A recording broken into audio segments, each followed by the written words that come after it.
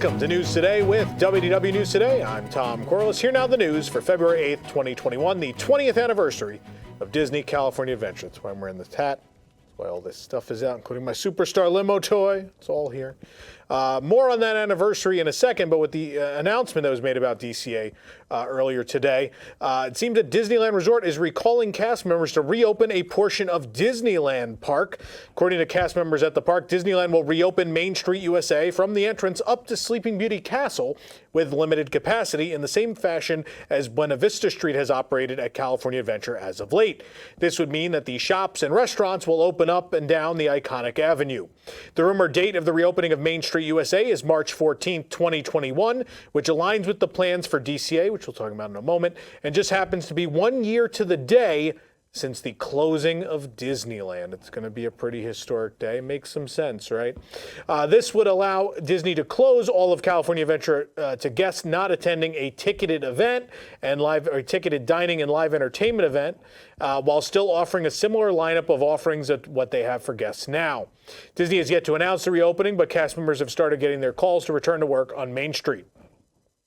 Now let's talk about that DCA thing. In a letter that commemorated the 20th anniversary of the park, Disneyland Resort President Ken Potrick announced directly to cast members that a new offering is heading to the resort. In the letter, he stated, quote, "I am excited about another very special opportunity we have at Disney California Adventure Park that speaks to our top priorities, getting more cast members back to work and engaging with our guests in different and relevant ways. Currently planned to begin mid-March, we will debut an all-new limited-time ticketed experience focused on our world-famous food and beverage offerings from around the resort, the latest merchandise, and unique, carefully crafted entertainment experiences, all to be offered multiple days a week. With limited capacity and enhanced health and safety measures in place, guests once again will get to step into a magical Disney environment, an environment that will provide memorable and fun experiences our guests are craving." This is a great plan. I really like this. I like this idea of doing like sort of a private food and wine festival for ticketed guests. Obviously, it'll be low capacity, and it sounds like it may not be all new food. It may be just your like park favorites. But I will tell you, in the same fashion that a lot of people go to Epcot to eat, when I go out to California, I like to eat at DCA. They have some very good food in that park. Flo's, Angry Dogs, Corn Dog Castle, Carthay Circle, even the counter service stuff is all good. So I think this is a really cool sounding event, and I like the idea of Disneyland finally reopening in some fashion. I think it'll work out. It's a great plan. Let's hope it happens. Disney's Key to the World cards can operate as a room key, park ticket, and credit card all in one. And though Walt Disney World has rarely used the Key to the World card since the introduction of Magic Bands, they are still available, but now with new designs. The new set of cards each feature a different one of the sensational six: Mickey, Minnie, Goofy, Pluto, Donald, or Daisy. The cards also each say the most magical place on Earth beneath the Walt Disney World logo. With Magic Bands no longer being given to resort guests for free, Disney decided it was a good time to update the design of the long-existing cards. The distribution of the cards will likely be a more common occurrence given the policy change.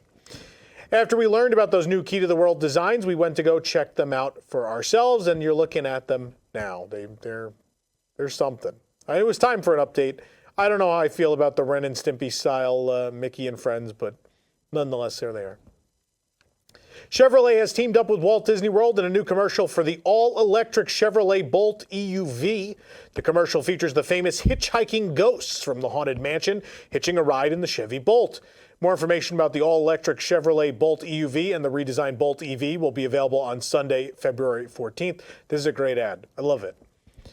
While free Magic Bands are no longer offered to resort guests, they can add Magic Bands onto their resort stay at a discounted price through the Walt Disney World website. In fact, an exciting option just dropped today. Just in time for Walt Disney World's 50th birthday, we're having a flashback to the historic 25th anniversary celebration back in 1996 when Cinderella Castle was turned into a giant birthday cake.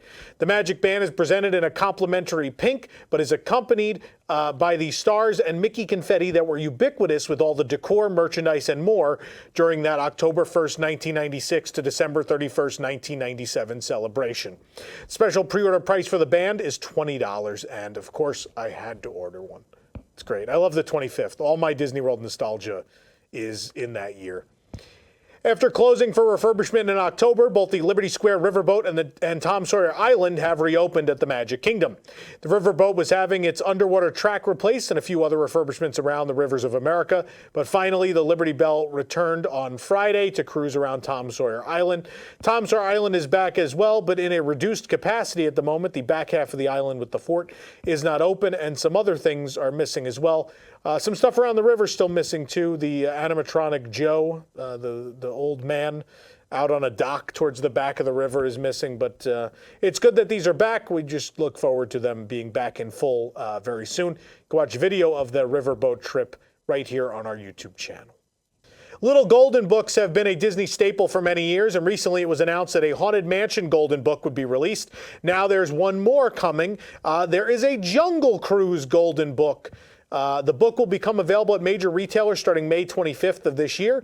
Pre-order a copy of this book already on Amazon, and you'll receive it on its release day. A hardback copy will cost you $4.99. We found 2 new pairs of mini ear headbands at the Emporium and Fantasy Fair at the Magic Kingdom. The first pair of ears certainly look designer, but they aren't nearly at the designer price.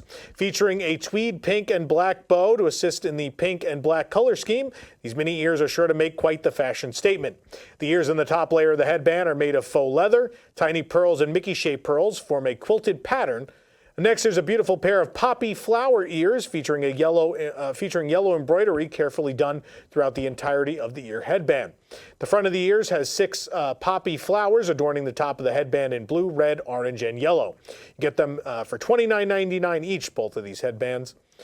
There's an interesting new snack item on the menu at Sunshine Tree Terrace in the Magic Kingdom. Along with the I Lava You float and obviously the citrus swirl, you can now get fried pork and vegetable pot stickers. This has to be seen as a weird addition, as this is usually a soft serve location. But for $6.99, you get 5 pot stickers, which has got to be a record counter service value at Walt Disney World per item, right? Served with orange sesame ginger sauce. You can read our full review on our website. Most of the roof of Innoventions West has been removed as the building continues to be demolished at Epcot. Roofing still remains on some portions of the building, but as we walk further, we can see sunlight peeking through the ceiling beams. From the other side of the construction site, the lack of roofing is even more obvious. With the roof gone, it's only a matter of time before the rest of the building is torn down. Some of the building's old wall and roof paneling still remains around this column next to the expression section. Thanks to BioReconstruct on Twitter, though, we got an aerial view of this work where we can see just how bare bones the structure is. At this point, again, it should just be a matter of days before this last bit of Innoventions West comes down at Epcot.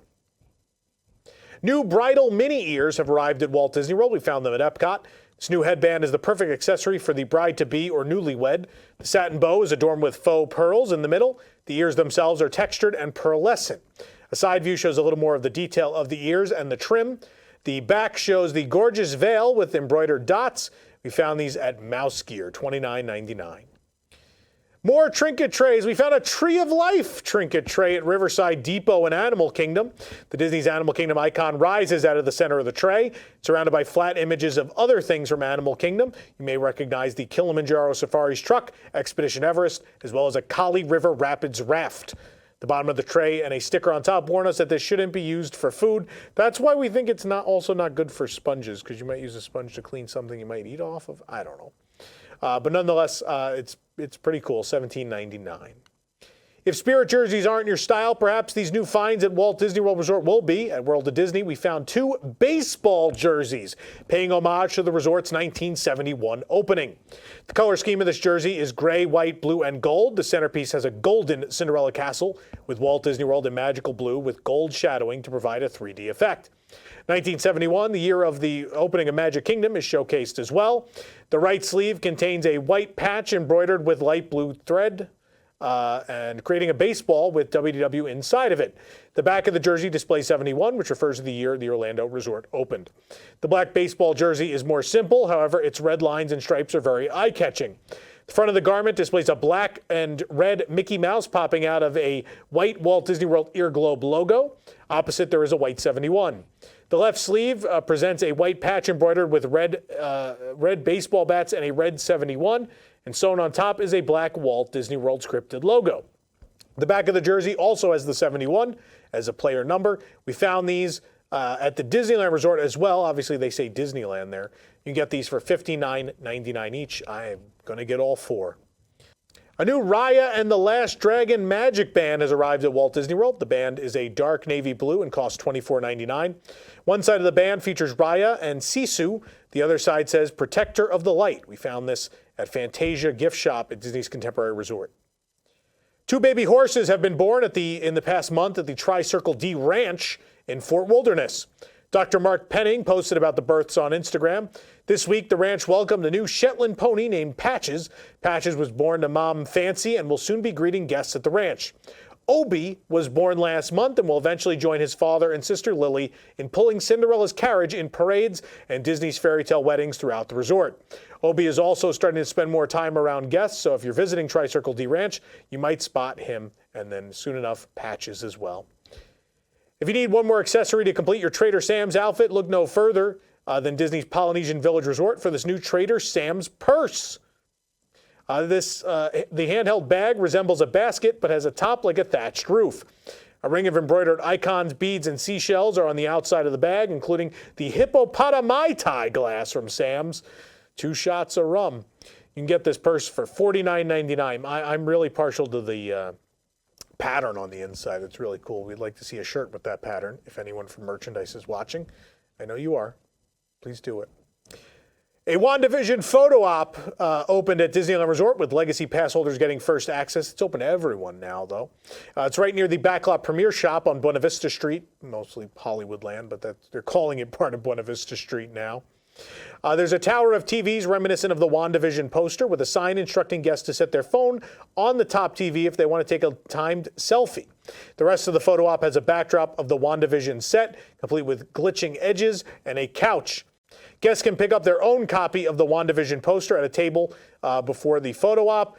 2 of the faux TVs have no screen, so you can take a picture through either of them, and it looks like you're on an old TV. Isn't that fun?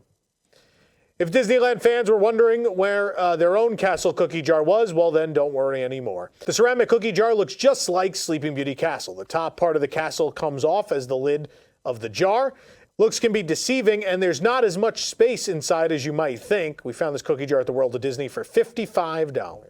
While visiting California Adventure, we noticed a new offering at Smoke Jumper's Grill. The Mickey Mouse Ear Hat Bowl resembles the iconic Mickey Ears hat and features the Mickey Mouse Club logo. The sign says the souvenir bowl is filled with fries, but you could also get it filled with onion rings if you prefer. For easier storage and travel, the ears fold down. Smoke Jumper's Grill, of course, is located in the Grizzly Peak Airfield section of California Adventure, serves burgers, chicken tenders, fries, and onion rings. Disneyland Resort has been reopening those dining locations since the lift of the California stay-at-home order, but now the Disney-owned and operated restaurants have returned. Award Wieners in Hollywoodland is back, as is the Carthay Circle restaurant, as Carthay Circle Lounge, Alfresco Dining, and Smoke Jumper's Grill. To celebrate the occasion, we decided to check out Carthay Circle's outdoor dining and sink our teeth into something sweet. You're allowed to purchase alcohol at Carthay Circle and Smoke Jumpers as long as you order food as well. It's worth noting there's a 2-drink per person limit. Reservations for this restaurant began a few days prior to the reopening, Friday, February 5th, but they are available now. They're going quick, though, so make sure you grab that if you want one. Now on to the dessert. The sundae comes with candied almonds, whipped cream, a chocolate roll, and a chocolate brownie on top. It's served in a classic sundae glass for $14. Read the full review at WDWNT.com. Of course, in addition to those restaurants reopening, carts have reopened as well. A churro cart in Hollywoodland is among the offerings. There's also a popcorn cart on Buena Vista Street. And, of course, there's that whole bunch of outdoor vending carts in the Cars Land area once you walk past Carthay Circle, serving Mickey pretzels and all sorts of stuff, popcorn buckets, all sorts of great things. Also, Willie's Churros is open on the way to Grizzly Peak Airfield. Also back at Willie's Churros, the Fluffernutter Churro and the Sleeping Beauty Castle Snow Globe Sipper are all available there. Of course, today marked the 20th anniversary of California Adventure, and though we can't visit most of the park at the moment, there's a ton of new merchandise on Buena Vista Street to celebrate the birthday. We found water bottles, teas, keychains, pins, and even a button-down shirt, which is pass holder exclusive, celebrating 20 years of the park. You head on over to our site to check it out. There's also a video right here on our YouTube channel. While we're talking about California Adventure 20th anniversary and merchandise, We have our own stuff on the carousel of products at carouselproducts.com. For $4, you can pick up this Happy Birthday button, which has the whole, hopefully Rob will cut to larger images, so because this doesn't do this justice, how cool this button is. For $4, we have this Happy Birthday button. We also have, I'll let Rob show them. We also have our 2 t-shirts, which are $20 each. And last but not least, arrived today just in time for the anniversary. We have face masks with this great repeating pattern celebrating the icons of the park over the last 2 decades. Again, it's all available at carouselproducts.com. And in fact, we are extending our sale because the masks arrived late. So you could use the code SUNWHEEL, SUNWHEEL, to save 10% on orders of $50 or more. So please go check that out. We have very limited supply. We did it just as an anniversary celebratory line. And so they're very limited supply. We made much less than we do of our usual assortments over at Carousel Products. For more information on these stories and more, head on over to WDWNT.com. This program is brought to you by our official travel agent sponsor, The Vacationeer, the engineers of your next magical vacation. Sit back and let their team of vacation planning experts craft your family's next trip. The best part, their services are free. Visit WDWNT.travel for details. The Vacationeer, the official travel agency of WDWNT. If you're enjoying the show, be sure to like this video, subscribe to WDW News Today on YouTube for more great content, and click the bell for notifications. Also, make sure to hit select all notifications so you never miss an episode of News Today with WDW News Today. Of course, we're on every Monday, Wednesday, and Friday. For the worldwide leader in Disney Parks news, this is Tom Corliss saying enjoy the rest of your today and have a great, big, beautiful tomorrow.